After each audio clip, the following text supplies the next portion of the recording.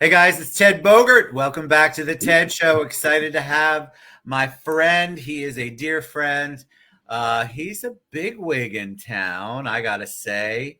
He's an amazing human being, super great guy, and he also happens to be state attorney. Andrew Bain is with us today. We're going to talk all things state attorney. Do you even know what a state attorney is? Not you, but my audience. We're going to learn a little bit about that. And of course, he is running for re-election, specifically for the state attorney position. So I wanted to have him come on and share some of his thoughts on that. Welcome, Andrew. How are you today? Hey, what's going on, Ted? How are you? It's always good to see you, my friend. Always good to see you. Love your energy, love your spirit, and I love the fact that you were Judge Bain. And then you became State Attorney Bain. And so before we take a deep dive into that, tell them a little bit about you. All right. Well, my name is Andrew Bain, and I am the State Attorney for the Ninth Judicial Circuit. That covers both Orange and Osceola County, which means that the basic idea is I'm the chief prosecutor for both of those counties. So if you think about the second half of Law and Order, I am those people that prosecute crimes for our circuit. So pretty much anything criminal that comes through somebody being arrested outside of the federal government arresting you will be processed through my office most likely. And so we cover everything from misdemeanor cases all the way to we're talking about the homicides and gang violence type kind of cases that are coming in. And so we handle everything in between. And so I'm originally from South Florida. I grew up in a small town called Lauderdale Lakes. Went to high school in Pompano Beach at a school called Ely. I played football there. I was an honor student there. I got a lot of offer letters to play football a lot of places, but then I chose the University of Miami, where I was a starter there for almost 3 years. Wow. And I had my chance to take my talents to New York. My body was not as good as I hoped it would have been at that time, and so they sent me back. But at the University of Miami was the first time that I had the opportunity to find and talk to lawyers and found my love for the law. And so I started getting ready for law school after I was done playing football. And I ended up at FAMU right here in Orlando. I graduated from there downtown, and I started at this office as an assistant state attorney, as a prosecutor.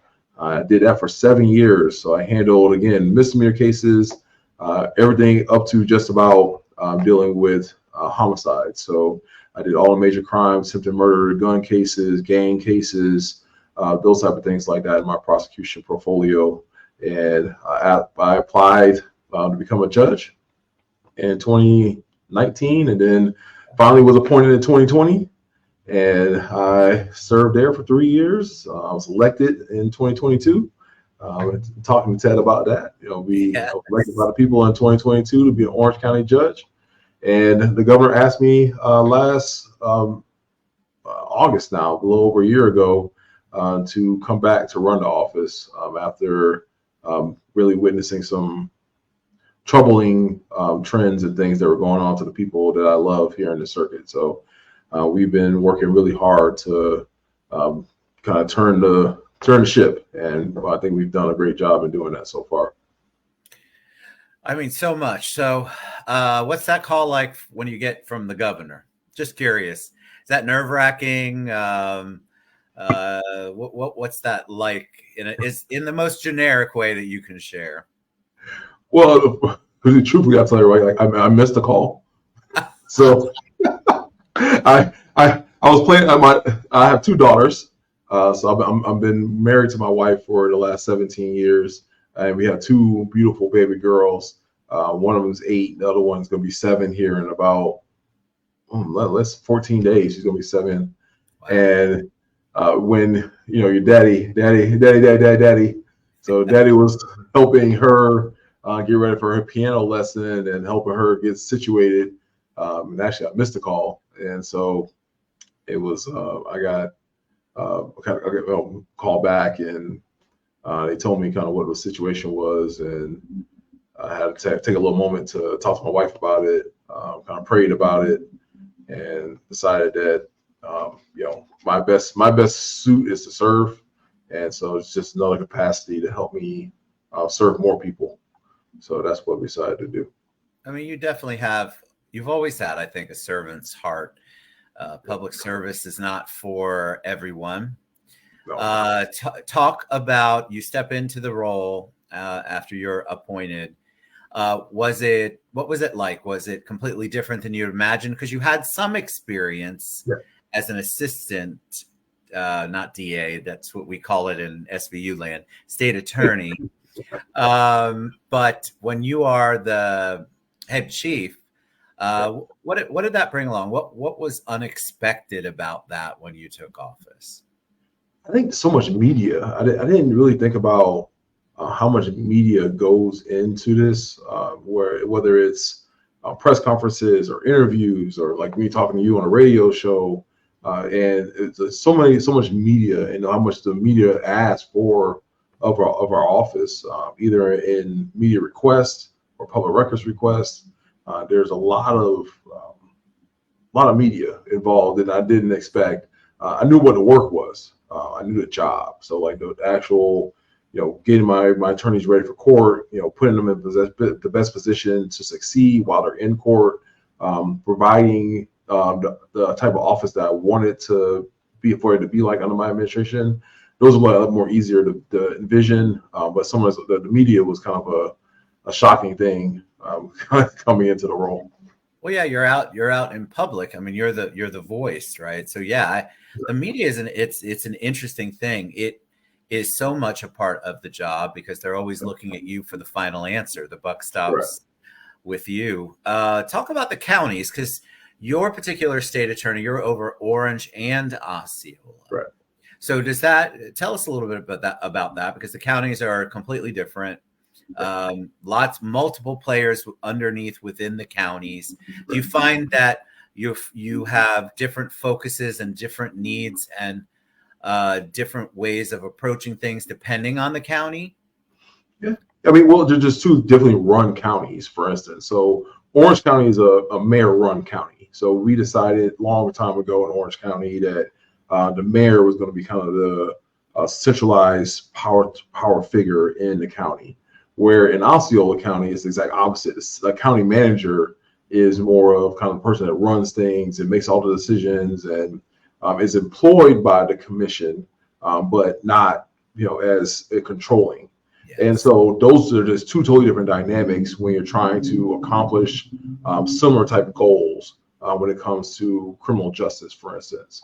So we have to kind of approach it in different manners. Like, so is this trying to get things, talking to Byron Brooks, Mr. Brooks, or talking to Mayor Demings, to going to Osceola and dealing with a lot of the different people that kind of in that situation, and so it's a little bit different situation, and we have a big metropolitan area here down in Orlando, for instance, and then Osceola is a really suburban and rural area of, like, most of the other counties are like that.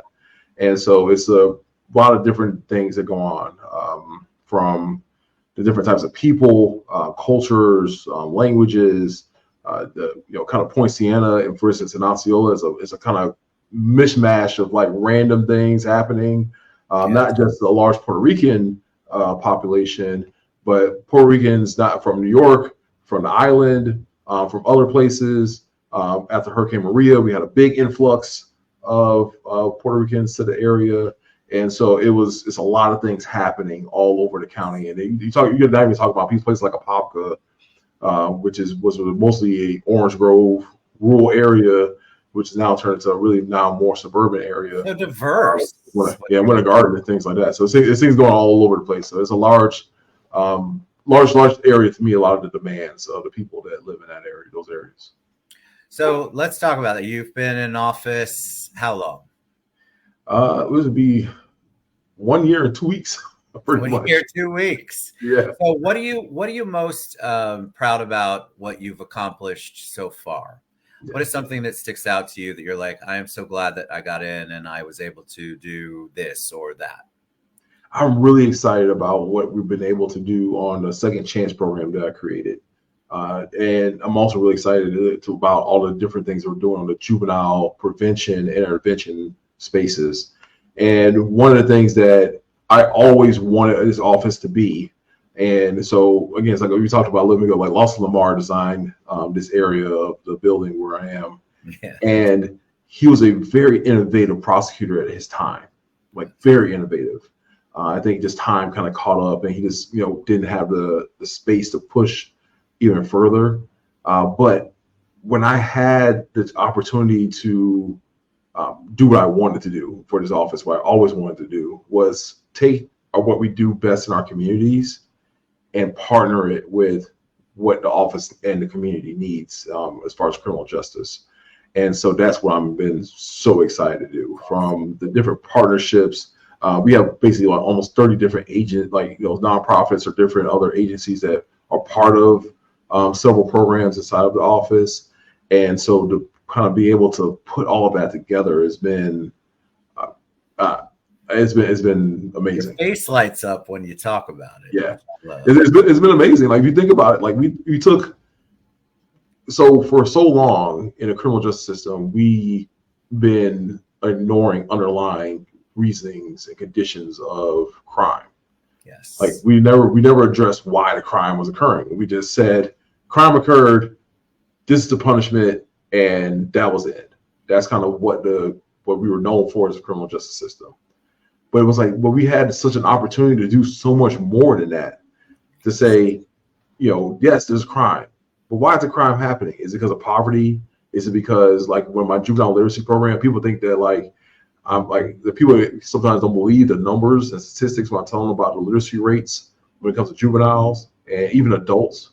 I have a radio show myself that comes on every Wednesday on 98.5 The Wire, and we talked about that. And we did, the statistics say almost 375,000 people that live in Orange County struggle with literacy. Yes.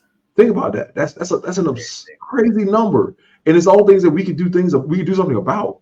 We can provide help. We can provide training. We can provide assistance with that person. Because you got to think about, a lot of people that listen to you like right now, think about if you couldn't read. I know. How your world would be dramatically changed, and how you would struggle to do just about everything and anything in your life, from renting a house to buying a car to just doing basic grocery shopping. And I noticed because like my great grandmother was illiterate, so I used to go to the Publix with her, and when I was a kid, and like I would have to go, show her, like tell her where to go. Like this is what there is. Here's where the rice is. Here's where this is. Read the signs for her because she couldn't read. Wow. So that just think about that, and that's those all things that feed into the reason why crime occurs. And so, and this has been a real good opportunity. I love listening to you talk about that because you can tell. I mean, you can tell the excitement, and I think literacy. There's so many factors that lead up to certain behaviors, and as people grow and those behaviors become more and more challenging, and their lives become more and more challenging, there's a lot of consequences that come from that. And so, how awesome to be able to work on that early on. You could have walked away. You're up for the elections are this year. You could have had your 1 year and 2 weeks plus, or 1 year and a couple of months, and said, okay, it's been real, guys, but I'm going to move along. Why do you want to continue? What's your why? What are you excited about coming up? What's your rationale behind that? Well, I'm excited to continue the work of doing both of those things, dealing with underlying issues, but also not making excuses for people that hurt people in our community. That those two things can't really coexist at the same time, in a sense where, I understand why you may be in this situation, why this could have happened, but it can't take away from the consequences from this thing happening, what you did. And I saw that like this little is way too much. And when I was one of my roles, when I think we talked about when I ran last time, was a judge was to sit at the jail as the bond judge, as people will call it. And I just see the same people committing the same violent acts over and over again. And so it's something that, like, the reason why it was like, yes, go serve. You can do this. You can go help people. You can protect people. You can do what you do best. And that's what we've been able to do. And I want to continue that work going forward, in both making sure that we can prevent and deter crime when it comes to our programming, but also to be there for our victims when something does happen, and to prevent that from continuing to happen. And so that's really what I love to do and what I want to continue to do. You just speak passionately, my friend. It's palpable, and I appreciate that. All right, one last question before you give all your good information on how people can learn more about your campaign. When I say the word hero to you, who's the first person who comes to mind? My dad. Tell me why. My dad was exactly that. He had, if you looked at his life growing up, he had every reason to end up in the criminal justice system. My grandfather ended up leaving the family. So there was like a breakup there. There was domestic violence. There was alcoholism. There were all these things that would have driven him to a life of crime. And he raised two great young men. They're now fathers and, good men, later on. So if I can just accomplish that, and making sure that I'm going to raise two wonderful daughters, they're going to love their communities, love God, and do what's the best for the people that are around them. I've done more than made him proud. I love that. Thank you for sharing that. I love that. I love to hear people's heroes, because you know what? We don't say it out loud enough about our heroes. So thank you for sharing that. All right. State Attorney Andrew Bain, how can they best find out more about you, vote, get behind you, learn more, whatever it is? How can they reach you? Yeah, you can go to votebain.com. Keep it very simple. Just votebain.com. You can get to all social medias. From there, you can learn about what's going on in the office and what we've accomplished so far, both in making sure that we're holding violent offenders accountable and a lot of the other intervention programs that I haven't even got a chance to talk to Ted about today. And so there are a lot of things happening here, and this is a very important race because this is about your quality of life. This is about the type of community that you want to live in, and who do you want to make sure that is buying into this, is paving the way for that.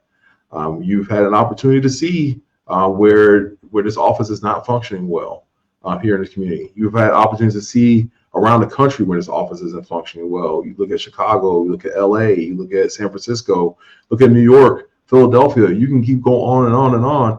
And that's not the type of city that we want to be. We want to be the city beautiful. That's where we are, the city of Orlando and here in Orange County. So we want to continue to do that type of work that's going to make sure that we're going to be able to maintain that. And my role is a big part of making sure that happens. And so you've seen what we've done over the last year. You've seen the work that has been done. All you have to do is go back and look it up, and you'll find that we've been holding up to every bit of the promises that I made when I came into this job. And so super excited to continue to do this for the people of Orange and Osceola. Always super excited to be with my friend Ted. Oh man, and this guy, he always I feel like I got to dress up every time I see him.